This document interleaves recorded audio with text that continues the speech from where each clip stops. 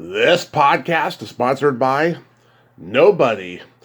Hey dudes, welcome to Splat from the Past, the only 80s themed horror sci-fi show where things can get totally radical. Now today I will be welcoming Andrea Swensson. Andrea, she is a Minnesota-based journalist and author, and she's been keeping Prince's legacy alive. She has written a new book called Prince and Purple Rain 40 Years, which is now available on Amazon and her website, www.andreaswenson.com. And we are going to deep dive the 40th anniversary of Purple Rain and talk minutia about it and talk about her amazing meeting with Prince over a decade ago before he passed. And it's going to be an exciting conversation. I can't wait. I'm a huge Prince fan, and I've talked to Dr. Fink and Gail Chapman over the years, and never really got to explore Prince in depth, to the max before, and it's going to be really, really awesome today.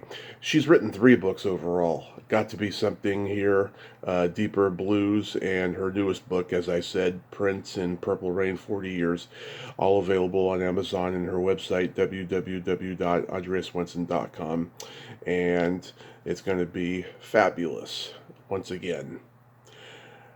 Also, today would have been John Ritter's birthday. Happy birthday and rest in peace, John Ritter, one of the funniest guys ever in the history of television and film.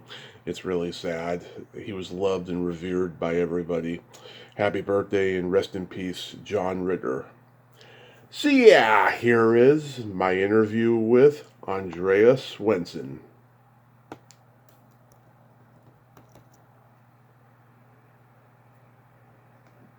So, going back in time, did you gravitate toward music early on in your childhood? I really did. I learned how to play piano from an early age and studied it into adulthood. And my parents were huge music fans. So my mom played piano, my dad played guitar, and there were just constantly records on in the house. I don't think I really had a choice but to be really into music. Yeah, so did you were you into like all the 80s new wave and stuff in addition to the Minneapolis sound? Yeah, so I was a kid in the 80s, so I was really more focused on pop music. That was what was reaching me as a child. So, I was idolizing Janet Jackson and Madonna. Paula Abdul was an early favorite of mine. Oh. And, it didn't take, it took quite a while for me to realize that a lot of the artists that I really enjoyed were actually, recording in Minneapolis and connected to the Minneapolis sound. To me, they were just these, famous stars on TV that I was taking in as a young child. Oh, that's so awesome. Yeah, I mean, I grew up in the 80s and 90s on MTV and VH1 and all that stuff. And yeah, I've always been an 80s kid.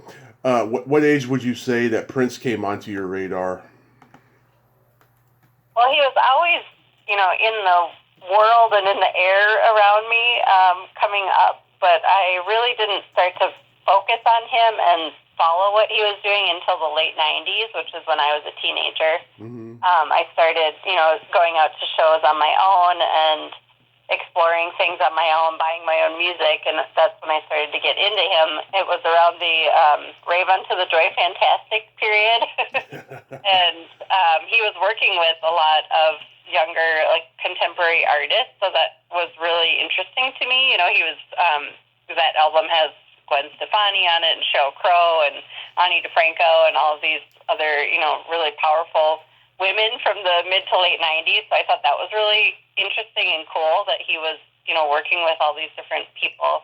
And then I got a chance to see him for the first time at, it was actually during Celebration in 2001 when he played the big arena in St. Paul, and I went to see that, and that was kind of my first real big Prince experience.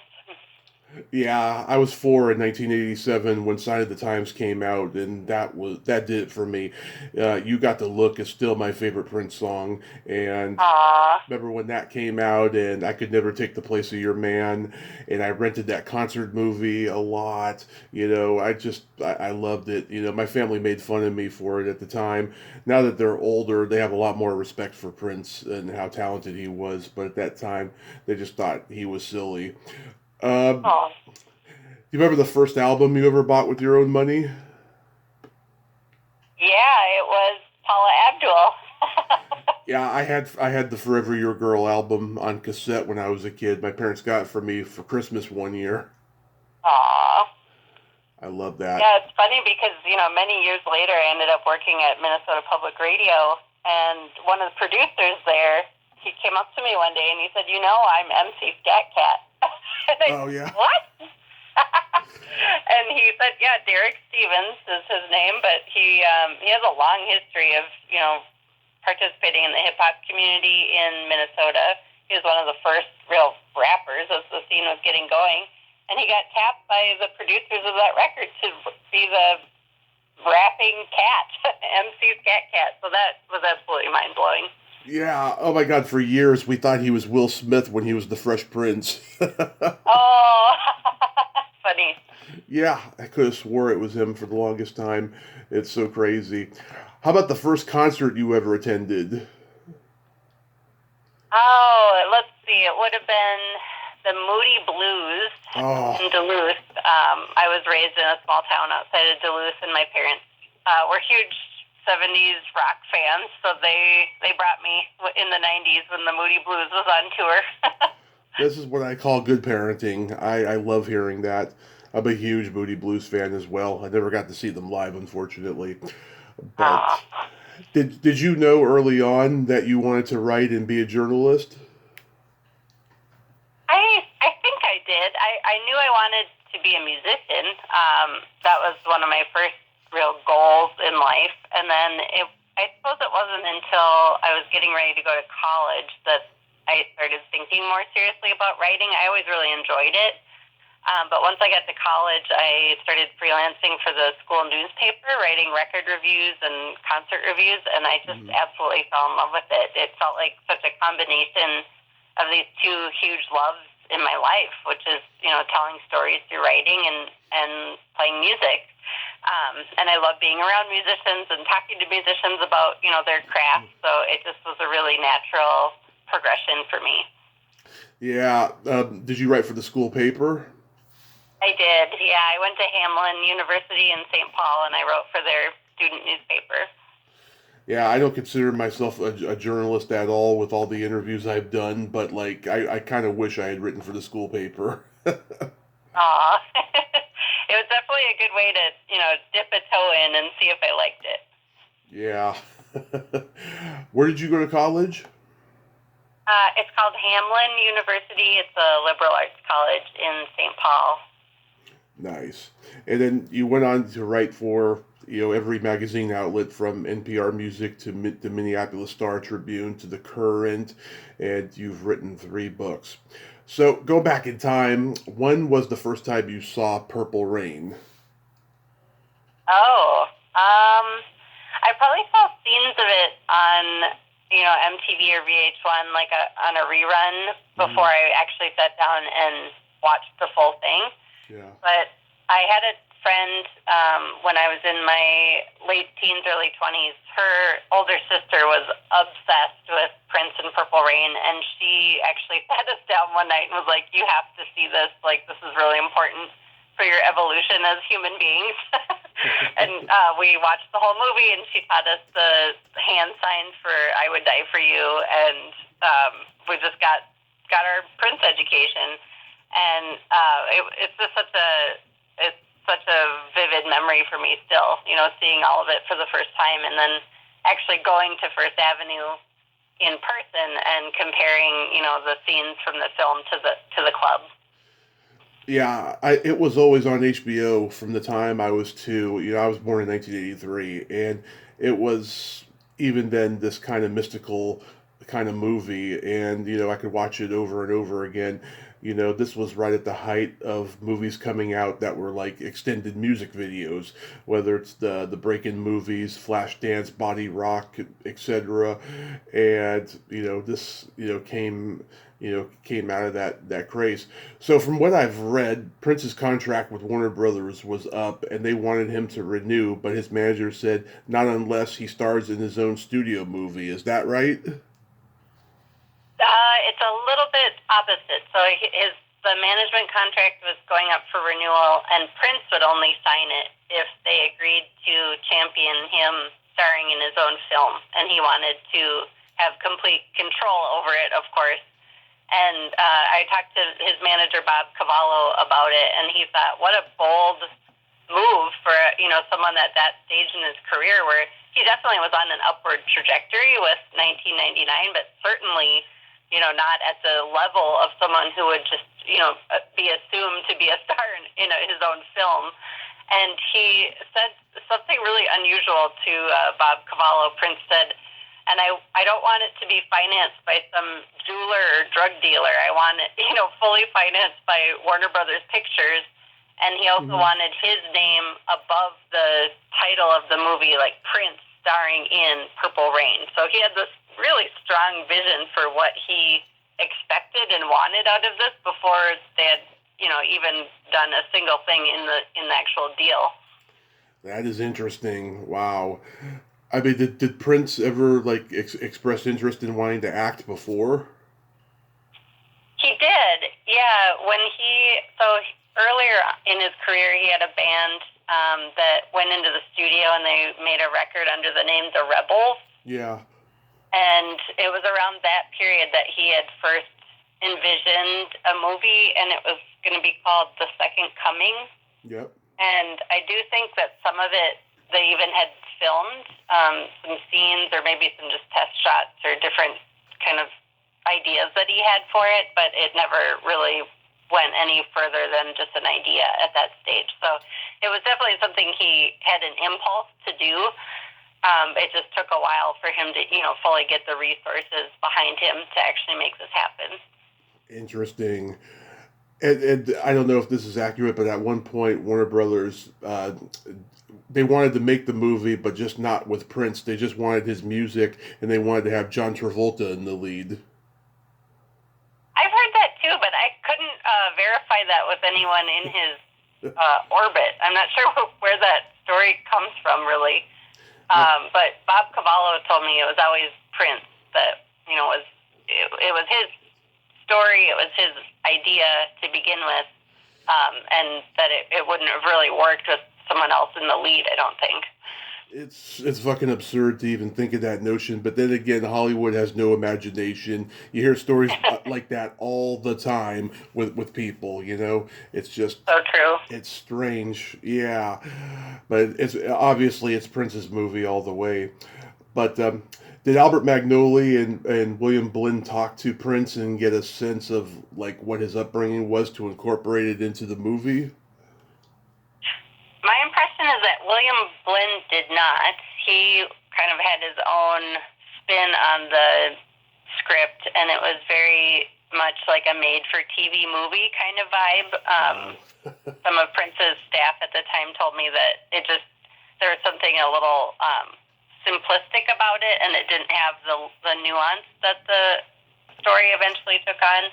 But Albert Magnoli went out to dinner with Prince when he was going to start working on a script, and sat down and told him his vision for the film and the ins and outs of the dynamics with his parents and the undertones of domestic abuse and this real torment. And Prince looked him in the eye and said, well, "How are you sitting across from me telling me my life story right now?" Like they hadn't had that heart-to-heart conversation, but something about what Albert Magnoli was picking up on in the lyrics and in the content of the music that was going to be used in the film spoke to him in a way that he was able to draw out these details that were true to Prince's life, even though he hadn't explicitly said that out loud. So it was very interesting chemistry between the two of them, I think, as they started working on this project. Yeah, absolutely. Because, I mean, it's a pretty intense storyline, you know. There's the domestic abuse situation in the movie, and, you know, it makes me wonder if Prince really experienced that growing up, you know? Yeah, I think there's been some, documented, especially now that his partially written memoir has been released. He was really forthcoming in the pages that he managed to get written before he passed about the abuse that he witnessed in his home as a child between his parents, and you have to think that's something that a person carries with them throughout their whole life, and it's no wonder that that was something that he wanted to touch on in the film and portray in his music. Hmm. You know, Clarence Williams, of all people, from the Mod Squad, plays his dad. I've heard Prince had that pop culture nerd side of him and stuff. I'm sure he probably said, "I want Clarence Williams from the Mod Squad to play my dad." He was a huge film buff and TV fan, Prince, from a very early age. So it would not surprise me if he knew all the different actors in Hollywood that would be good for different roles. Right. Apollonia got cast after Jennifer Beals turned it down. Is that true? Oh, that's an interesting story. It's possible she auditioned, but I don't know if she turned it down. I know that after Vanity left the project, Apollonia came in kind of blind as a person that was auditioning, and I believe it was because she had such a striking resemblance to Vanity in a lot of different ways. Although her personality is different, Right. usually they have a lot of similarities. That she was kind of an early front runner, Hmm. and then she was flown to Minneapolis to come meet Prince, and they had a really good chemistry between the two of them, just meeting and going out to dinner, and they went down to First Avenue and went dancing, and that was when it really sealed the deal, that Prince really wanted to choose her as his leading lady. Yeah, I think she was perfect. I mean, I love Jennifer Beals in Flashdance, but I think Apollonia was just right for the role. And she looked so damn hot when she jumps in that lake. Yeah, she told me that she was under the impression that they were only going to show from her shoulders up. She Yeah. didn't realize she was going to be completely exposed in that moment. But she must have had a lot of trust with the director and everybody that she felt comfortable doing that. And then her story is incredible. She told me that they actually filmed those scenes where she's jumping into what was not Lake Minnetonka Hmm. in November. And in Yeah. Minnesota in November, it is very cold. And she said there was actually a layer of ice over the water. So Oh, when yeah. she jumped in for the first time, she broke a layer of ice and went into this ice cold water. And by the third take, she was starting to lose consciousness because she was starting to suffer from hypothermia. So they Yeah. actually had to pull her into a tent. And she said she came to with Prince holding her in his arms saying, Apollonia, Apollonia, please don't go. Yeah. Come back, Apollonia. And she came back to consciousness and said, did we get it? Did we get the take? I've heard her tell that story too on the podcast Behind the Velvet Rope. Yeah, I was like, wow. I've heard a few similar stories about actresses swimming in a lake in the wintertime as well. That's crazy. I was curious, is the club where all the performing takes place still around to this day?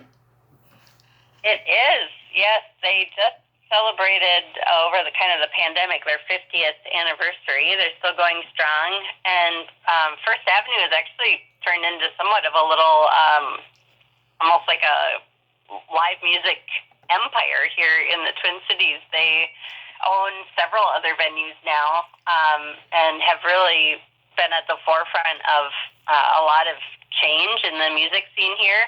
Hmm. The owner of First Avenue has been nationally campaigning for all these, independent venues that were really struggling during the pandemic. They started a whole organization. So it's not only surviving but stronger than it's ever been, I think. Wow. Yeah, does anybody know whatever happened to that motorcycle? Because it was so badass. It's at Paisley Park. It's at Paisley Park. Really? Is it? Oh yes. Is it like on a museum display? It is, yeah. And the funny thing about it is the tabs on the license plate still say 1983. So Prince never renewed the tabs after it was driven in the movie. It just stayed in storage and then on display at Paisley Park. Yeah, you can't. You have to keep it classic, you know? Yes. That was really smart. I like hearing that. Yeah.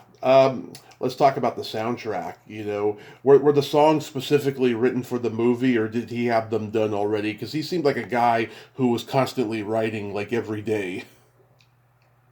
Absolutely, yeah. So when Albert Magnoli first met with Prince to start working or reworking the script, Prince gave him some cassette tapes that Albert said had hundreds of songs. I don't know if that's an accurate number, but certainly there were at least, a couple dozen that he had already written and recorded demos of and wanted considered. And then as they started working on the film, there were a couple that ended up getting written later to kind of help to tie together different parts of the movie. So Take Me With You is one that was recorded after the filming.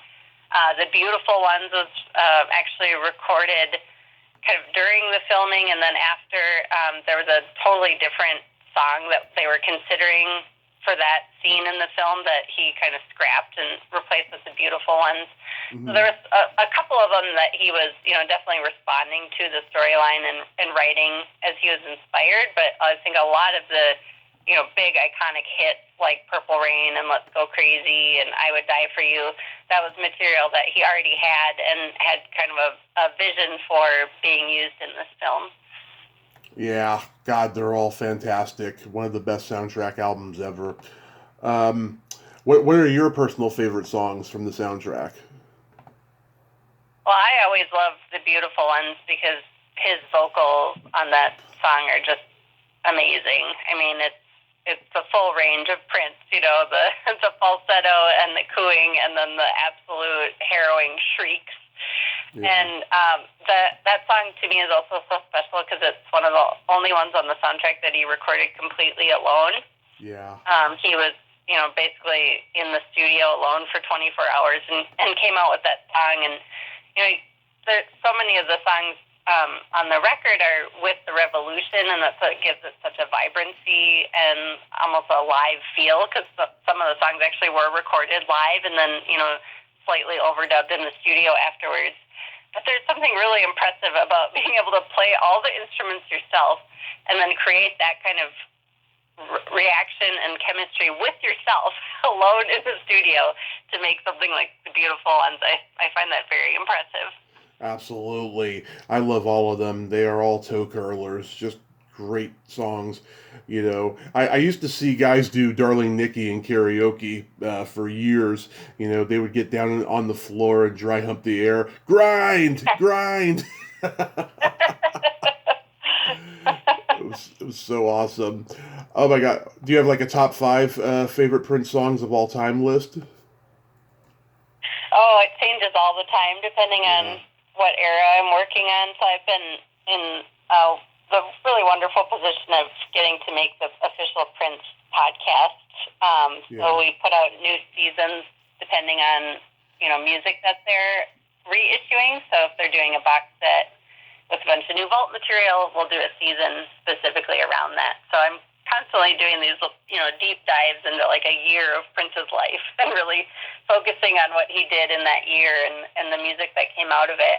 And every time I'm in the middle of making one of those, then of course all my favorite songs are, in that period because I get so immersed in it. But I think for me, my personal favorites are the really early material. Yeah. I love like Bambi and a lot of the songs on the Prince album. And then I really love the One Night Alone album from the early 2000s, which he recorded mostly alone at Paisley Park on the piano, because I think that reminds me of the last time I was able to see him perform live, which was just a few months before we lost him. He was doing these shows called Piano and a Microphone, and he put on this big event at Paisley Park to basically debut that format, and he performed these 2 shows completely alone at the piano. He was stopping to tell stories between the songs, and it was just mesmerizing to see, such a powerful performer who's usually sharing the stage with at least a few other musicians, just completely alone in this very concentrated setting. And he even commented during the show how unusual it felt for him to be alone on stage. So it was just this really raw and vulnerable moment in his career. And that One Night Alone album that he had recorded, years earlier, it kind of captures that same vibe of just Prince in his element, with nothing on top of his voice or, playing. You can just hear every note and every little inflection of his voice, and I love that. Yeah, for me, it's You Got the Look, Do Me Baby, 1999, Bat Dance, Let's Go Crazy. Those are my top 5 favorites. It changes all the time. Those are great. It changes all the time, too. I also love Uptown. Oh, yeah. I love Uptown as well. Obviously, from, being in Minneapolis, it has a special spot in my heart. Oh, yes. I've talked to Dr. Fink about a lot of his songs. He told me in You Got the Look, when he says, closing time, lights are on, everyone's inspected, that was an in joke. They used to go to a club when they were in their early 20s, and every time the lights came on, when the place was closing, all the ugly girls were there and all the pretty girls were gone. So that was the in joke. One thing that I read that I never realized was that Purple Rain was like probably the first movie to be released on VHS when it was still in theaters. Oh, that's interesting. Yeah, because it was in theaters for so long. Yeah, I don't even know about that. It came out in July of '84. Sure, it probably came out in October or something like that. But then by the 2000s, it seemed like movies were coming out on VHS and DVD much faster. Right. Well, I wonder if there was a rush to get it out on VHS because he was on tour and there was such a demand for it. Maybe. And it was marked down to $29.95 when most VHS tapes back then were $99.99. Yeah, and also, too, and I know this from a fact, it was the first Warner Brothers movie to be released in a paper box and not a clamshell. And I wish they did release it in a clamshell, though. I collect Warner Brothers VHS clamshells. I have like a whole VHS video store in my bedroom, and I would love... I would have loved to have had that. But the paper case was beautiful, though. They did a really great job. It was like Prince's own custom-made VHS box, for Purple Rain. Had the purple flowers and everything. The artwork was beautiful. Yeah, for sure. Yeah, I hope to get a copy of that at a reasonable price on eBay one day, and in good condition, too. So getting into the book more, which, by the way, I'm looking forward to reading it when it comes. Thank you so much for sending it. Oh, yeah. Yeah, I'm curious. How on earth did Maya Rudolph come to write a foreword? Well, she and I got to know each other a little bit, of course, through Prince. She's a huge Prince fan and, has a Prince cover band, Princess.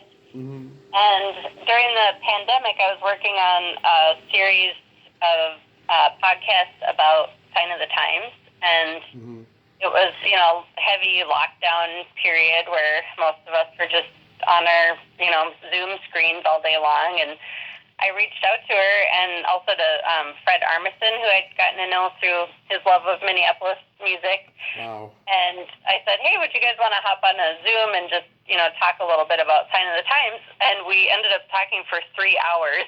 And it was a really just wonderful therapeutic conversation in such a weird time in the world. And we shared, we each had different stories about meeting Prince and, listening to his music and just all these things. And it was just such a lovely conversation. And so after that, we stayed in touch. And when I started working on this book, I asked her, would you be interested in contributing something? And she was like, absolutely. So I was very grateful to her that she took the time to write, such a beautiful foreword about her love of Prince. Oh my God! Isn't that just awesome when you when you have access to these amazing stars and stuff? I've been so lucky the last 7 years I've been doing this podcast, and I've had these Zelig like moments too, you know. And I've gone out to L.A. and I've hung out with some of my guests and stuff. It's surreal, you know. Aw. Yeah, it is really cool. Yeah. Did you get to interview Dr. Fink and Morris Day and all that? Oh, yeah. Yeah, Dr. Fink I've interviewed a few times now in a variety of settings. And then Morris Day I've actually interviewed twice. Mm-hmm. But it's always been right before he goes on stage to play a show. And so I've always wanted to get a chance to talk to him when he's not, like, about to go perform, because I'm sure it would be a different headspace for him. But one thing I've learned about Morris is that he hates waiting around to go play. Mm-hmm. So he will often just wait at his hotel room until the very last second, and then he will arrive at the venue basically just in time to walk through the green room and onto the stage and start his set. Yeah. He's always been a character, that guy, which makes him Yes. perfect to be Prince's nemesis in Purple Rain and Graffiti Bridge. But yeah, so you got to meet Prince. What was this, about 10 years ago or so? Yep, almost exactly 10 years ago. Yeah, so tell me, how did that go? Like, oh God, you still got to be walking on air from that.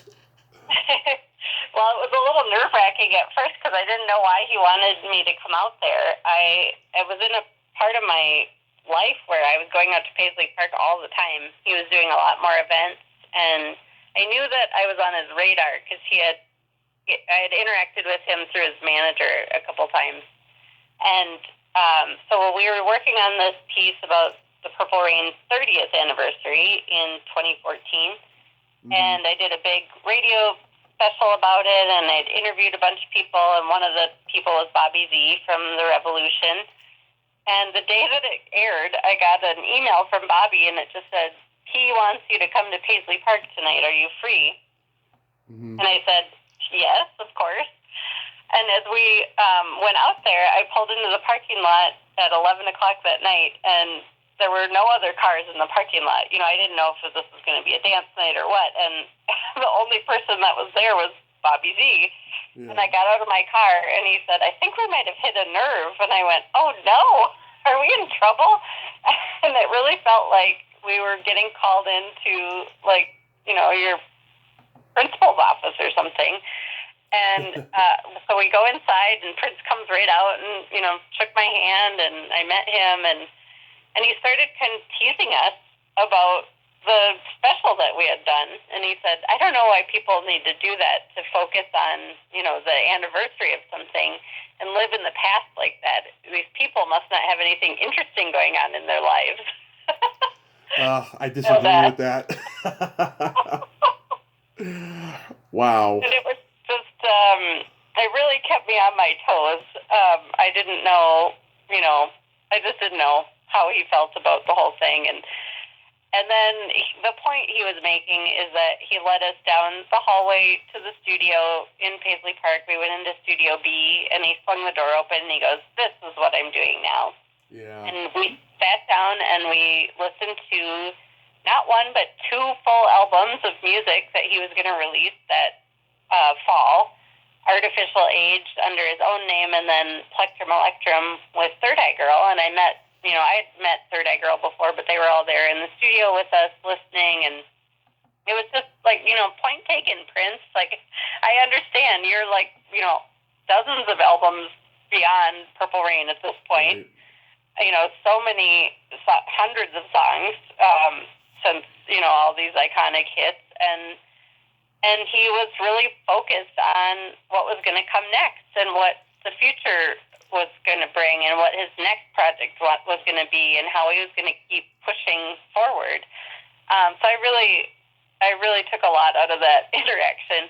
And then we spent quite a bit of time talking to each other. So we listened to music together, and then we also just, went back into his club at Paisley and were talking for quite a while. And I was just really taken with how down to earth he seemed, and he was very very personable and kind of disarming and really lighthearted, and he spent a lot of time laughing and teasing me and being kind of silly, but also being really deep at other times. And I just really enjoyed being around him. And at times, it was easy to forget, like, this is Prince.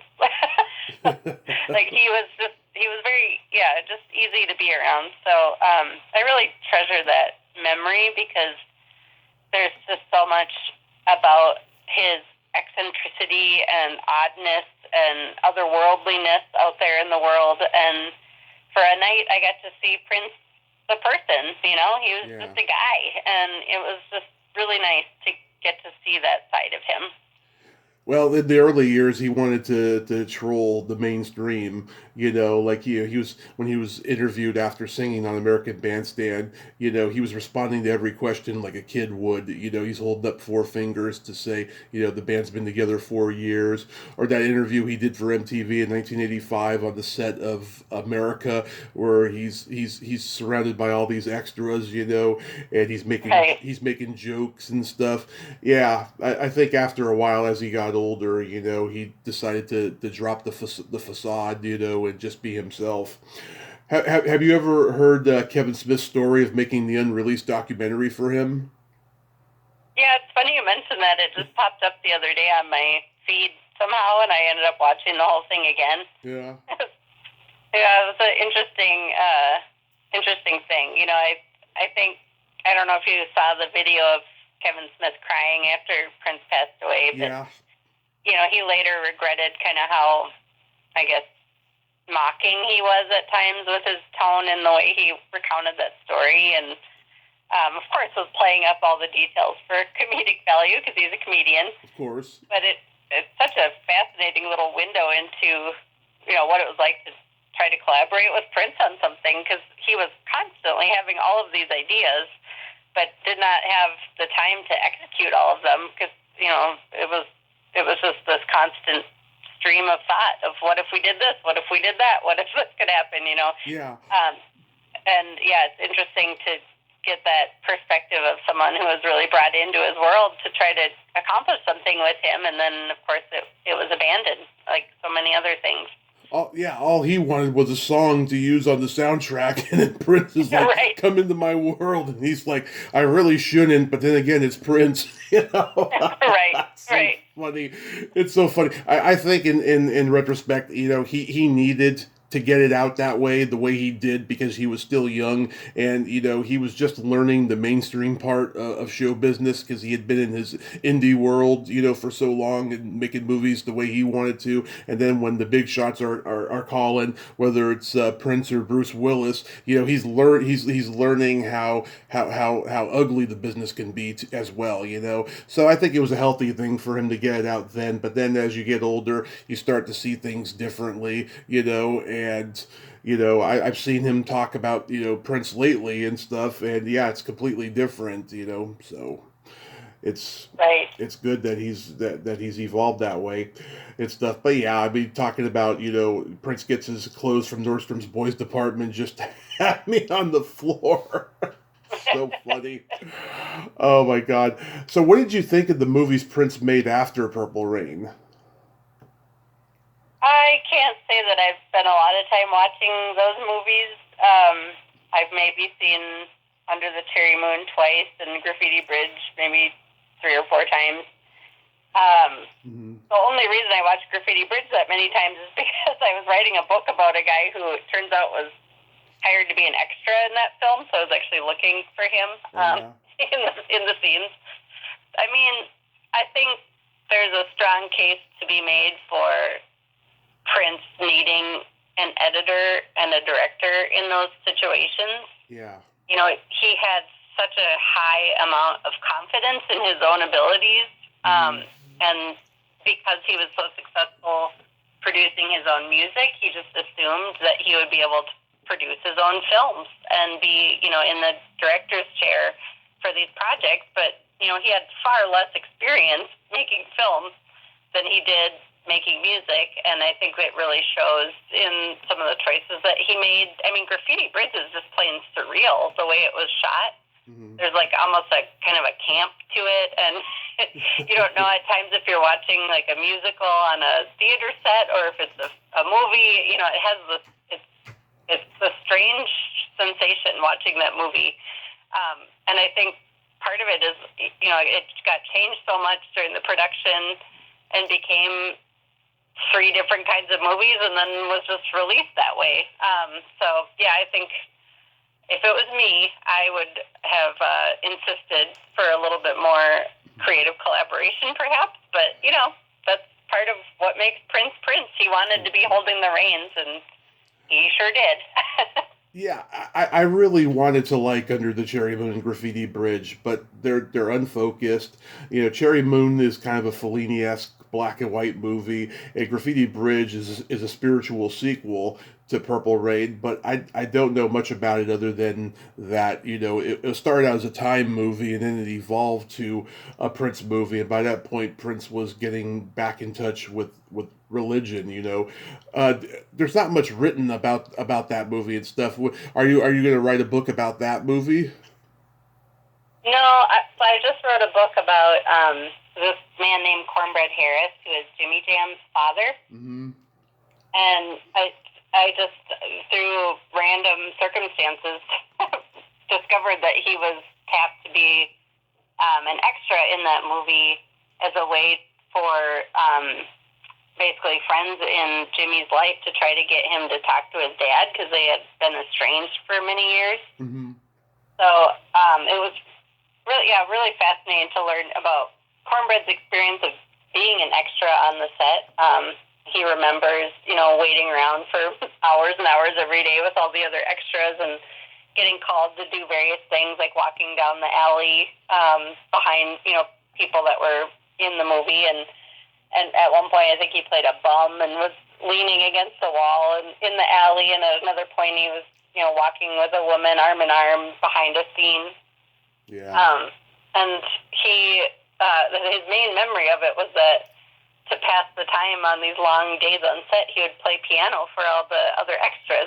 So I thought that was kind of a neat story. And Jimmy and he did not reconnect on that movie set. Jimmy basically gave him the cold shoulder, and they didn't get a chance to talk or anything. It would be decades before they eventually reconciled. But it was just kind of a funny little snapshot into Prince world through the eyes of this other person. So your podcast, Official Prince, is awesome. How often do you drop new episodes? Well, it really depends on the release schedule that the estate keeps. So I've collaborated with both Warner and Sony on the various reissues that come out of the Prince estate. And for a while there, it was really going at quite a fast clip. There was a couple of years where we were putting out, you know, multiple seasons in a year, but right now there seems to be quite a lull. So it's just kind of on break at the moment. I love how congenial his estate has become since his passing. You know, because Prince had that incident with YouTube years ago, and you know they've made the official Prince YouTube channel, and they've put his music videos on there, and they've put videos that we never saw that were in his vault, like Manic Monday. I love that version of Manic Monday. Video, not so much. It's just a performance video, but like I think it's just as great as the Bangles version that they turned into a huge hit. Yeah, I love that too. I love hearing the demos and where songs started from and how they changed over time. I think that's fascinating. It's beautiful. Yes. Are you gonna write another book? I certainly will write another book. My next topic is a little bit to be determined. My Cornbread Harris biography just came out last month, so I'm kind of in a research phase now, thinking about what's next. Oh yeah, did you ever find out how he got that name, Cornbread? Yes, I did. He has a song, the Cornbread song, where he sings about all the different kinds of food that go with cornbread. And he started singing that in the 60s, actually, and then it became such a kind of calling card for him that it started to be his name. It sounds like a real blues man name, like Lead Belly or Blind Lemon Jefferson, Oh, yeah. Yeah, he's extremely old school blues musician. He's 97 years old, so he's been playing for many, many years. Wow, get that book out quick. I know, yeah, I know. It just came out last month, and it was a really wonderful book launch. Jimmy Jam came back home to Minneapolis and played with his dad, so it was very, very sweet moment. He's still sharp as a tack, too? Oh, yeah. That's good. Yeah, and he has an incredible sense of humor. That's probably why him and Prince got along. Yeah, no kidding. So now it's time to play my secret silly game. This is a series of silly slumber party questions. It's no win or lose. It's just pure fun. And how the game works, Andrea, is I ask you the question, you answer it, and then you ask me that exact same question and I answer it. And feel free to comment on the answers because they might be funny. Okay. Okay. Andrea, are you ticklish? Yes. Are you? Yes. If you tickle me without warning, though, I might hit you in the groin. Is your belly button an innie or an outie? It's an innie. How about you? It is also an innie. People who have deep innies tend to live longer. I read an article years ago, and they tend to be more kind and generous and compassionate. Interesting. Yeah. Didn't know that. What color are your toenails painted? Right now they're painted blue to go with the cover of my book. Love it. What color are your toenails? They are pink right now. I've had them for over a month. I gotta change the color soon. What would you say is your best personality trait? I think I am a good listener. How about you? I agree. You are a good listener. I have empathy and I have no filter. I like that. Yep, I'm a Gemini. My birthday's the day before Prince's, June 6th. Oh, same as Jimmy Jam. Yeah, Prince had the same birthday as Dean Martin. Aww. June 7th. Yeah. Cool. If you could have anything named after you, what would it be? A library. How about you? I love it. For me, a vibrator. Oh, my. Yeah. I'd call it the Tommy Chatsy. And then my favorite question, is there a stinky smell that just makes you gag? Oh, yeah. I mean, I have a baby, so probably a sick baby's diaper is about as bad as I can imagine. How about you? Yeah. Either farts or feet. People have told me that certain people have told me that when you have kids, after a while it doesn't faze you, the smell part. But obviously it hasn't gotten to that point yet. Well, normal day-to-day stuff I can handle, but when they're ill, there's just something, I don't know what happens to their little bodies, but it gets really, really intense. Yeah.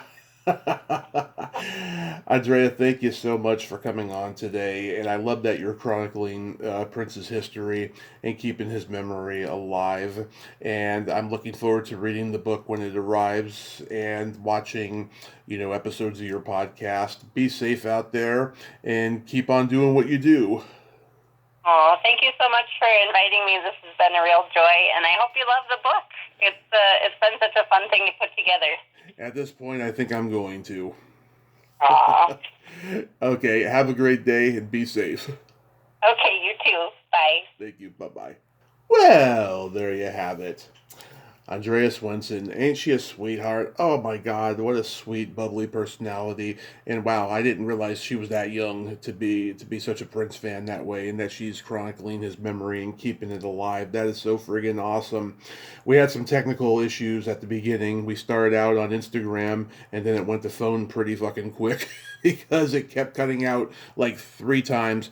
But it's solid. We did a phoner. By the 3rd time it cut out, so it turned out awesome. Well, until next time, this is Tommy Throwback Kovac saying there's no shame in living in the past because the present sucks. Later, dudes! Take me away!